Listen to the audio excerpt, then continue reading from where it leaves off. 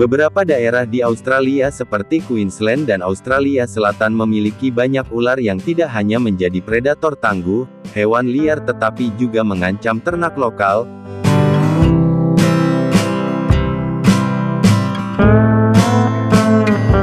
Dengan lidah yang sangat sensitif yang dapat mendeteksi gerakan sekecil apapun, dan tubuh panjang yang fleksibel memudahkan ular untuk bermanuver. Ular ahli dalam berburu hewan kecil di peternakan seperti ayam, mereka menyerang mangsanya dengan cepat dan diam-diam menenggelamkan taring tajam ke dalam daging mangsanya, dan jika itu adalah ular berbisa seperti ular coklat timur, ular paling berbahaya kedua di dunia yang menyebabkan kematian. Gigitan ular terbanyak di Australia ini adalah ketika mereka menyuntikkan bisa ke mangsanya, meskipun bisa ini biasanya tidak membunuh ternak segera akan membuat mereka sakit parah dan membutuhkan waktu lama untuk pulih.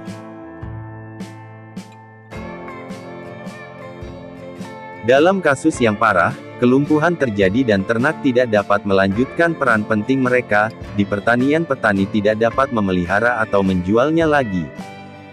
Ular Morgan menonjol seperti ular yang tangguh karena mereka menyuntikkan hingga 150 mg venom dalam sekali gigitan, jumlah gigitan yang pernah tercatat di dunia dan merupakan ancaman besar bagi hewan ternak dalam wilayah jelajahnya.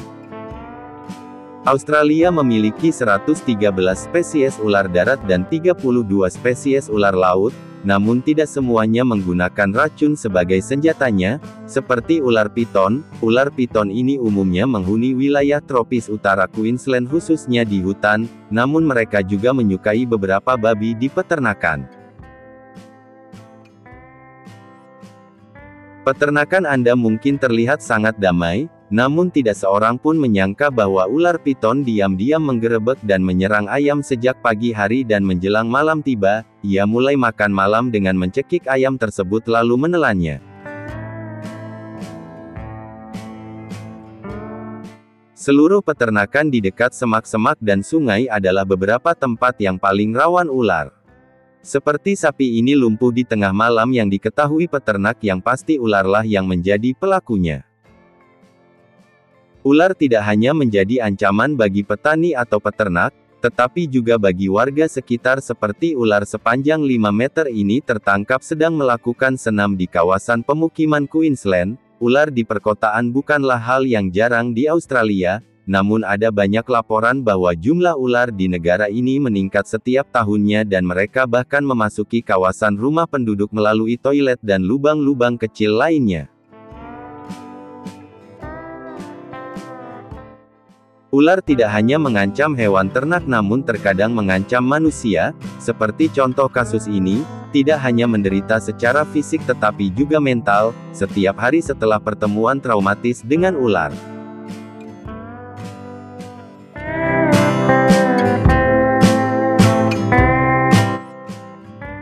Pagar anti-ular adalah salah satu metode paling efektif dan tahan lama yang digunakan oleh petani atau peternak di Australia untuk melindungi peternakan mereka dari gangguan ular.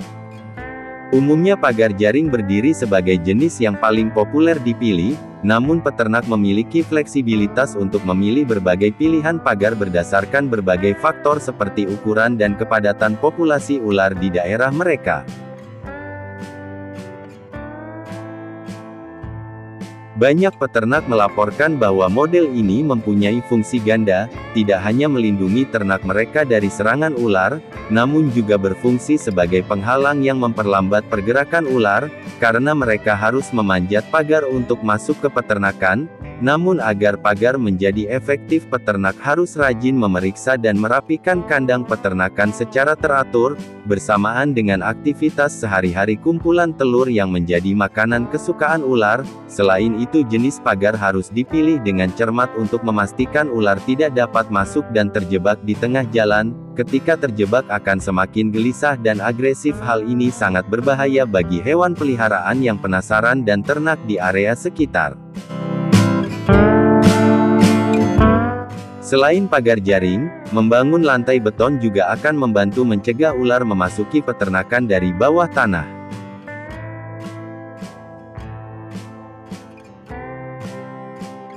Meskipun ular merupakan ancaman besar bagi peternakan di beberapa negara seperti di Australia, Cina memiliki pandangan lain terhadap ular.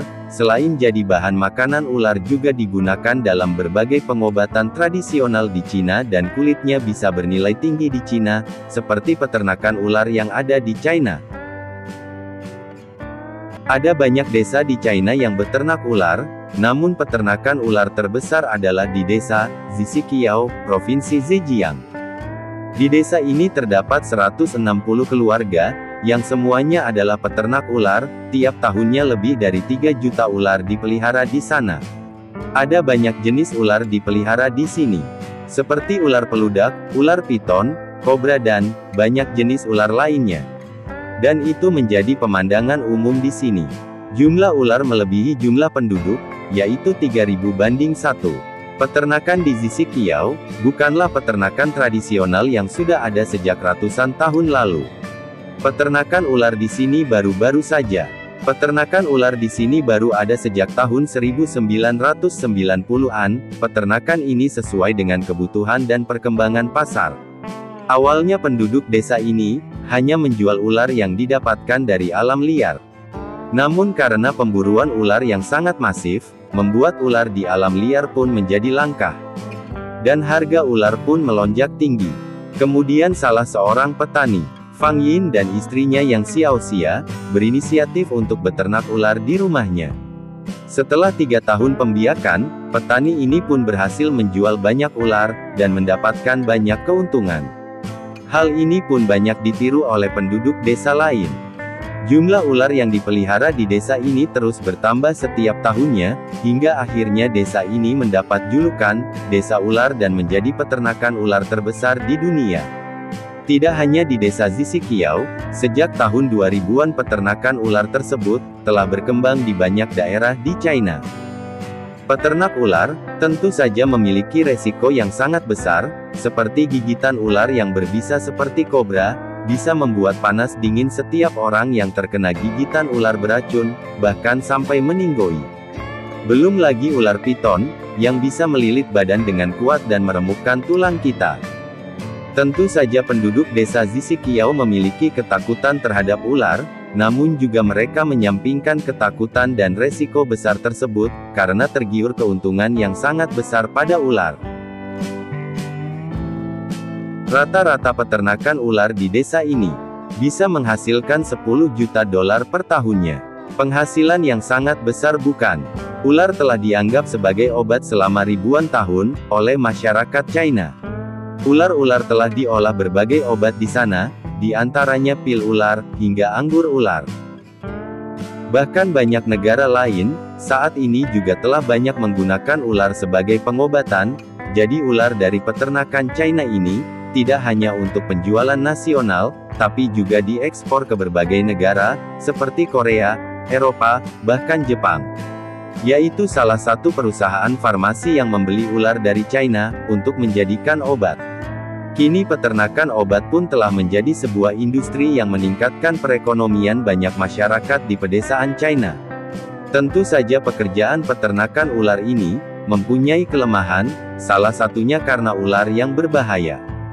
Beberapa kasus di peternakan ular di China telah dilaporkan digigit ular berbisa dan hanya bisa diselamatkan dengan suntikan obat anti bisa, yang harganya juga bisa bikin sakit kepala.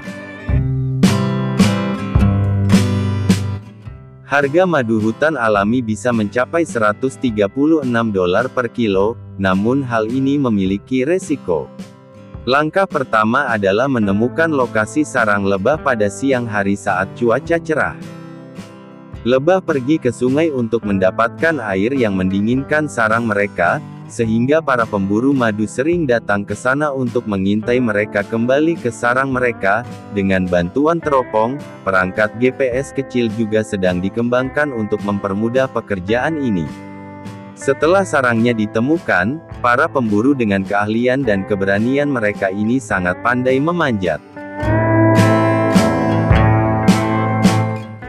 Mereka mengeluarkan asap dimanapun mereka memanjat sambil memasang tangga dan tali ke pohon. Setelah sampai di sarang lebah, pemburu mengusir lebah dengan asap dan mengikis ranting-ranting dengan pisau agar tidak menimbulkan kerusakan. Asapnya juga menenangkan lebah dan mengurangi kemungkinan tersengat.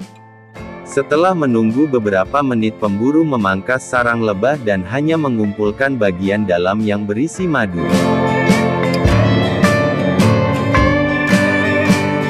Pemburu madu harus berhati-hati agar tidak merusak sarang lebah atau terlalu mengganggu lebah. Mereka juga harus meninggalkan madu yang cukup di dalam sarang agar lebah dapat bertahan hidup di musim dingin atau membangun sarang baru. Setelah panen, pemburu akan menandai lokasi ini untuk kembali memanen tahun depan.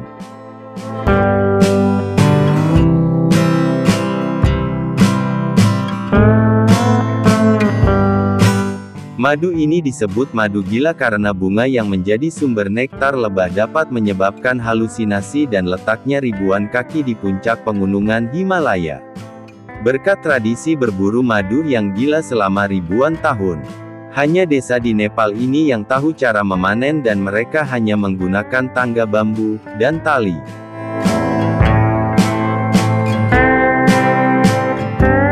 Madu gila yang langka ini adalah permata dalam pengobatan tradisional yang digunakan untuk mengobati masalah pernapasan. Untuk mempersiapkan pemburuan madu, penduduk desa memeriksa tangga bambu atau tangga kayu tenanan tangan dan menyiraminya agar tahan api dan aman untuk digunakan.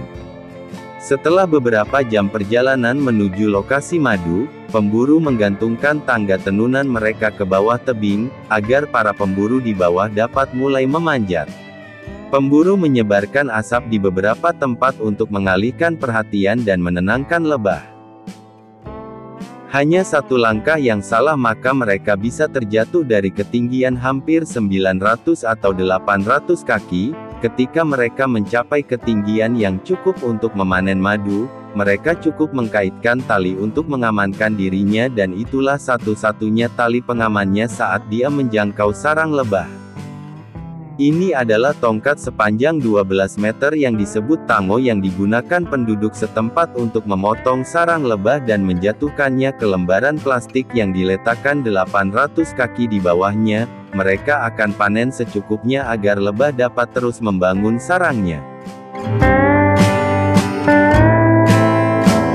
Sarang lebah yang dipanen, sering kali berbobot 3,3 hingga 4,4 kilo, sarang di sini berukuran 30 inci diameternya dan panjangnya 3 kaki. Resiko pemanenan yang tinggi telah mendorong harga 1 kilo madu hingga $136. Ini adalah tradisi tahunan dengan begitu banyak gigitan dan begitu banyak usaha, namun, terkadang lebah tidak menghasilkan madu seperti yang diharapkan, jadi beranikah Anda mengambil resiko untuk memanen madu seperti para pemburu yang berburu madu di alam liar?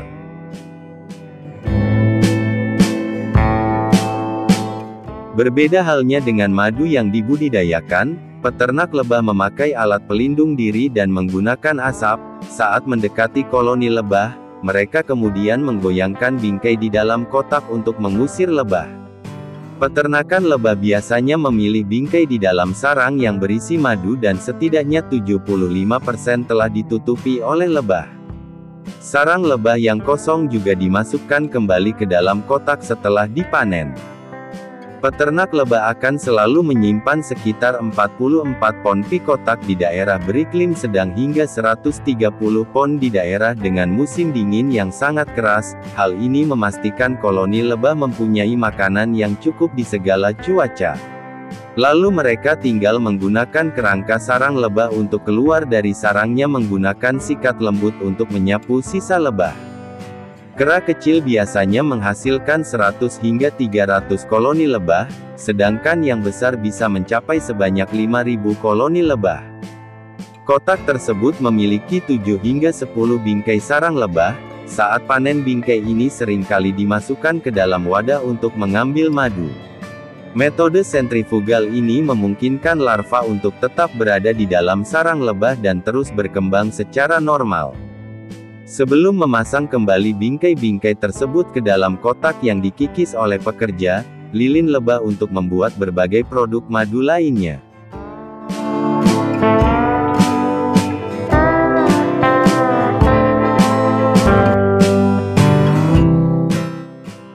Menurut kalian madu mana yang paling berkualitas tinggi? Madu yang dipanen langsung di alam liar, atau madu yang dipanen di tempat budidaya?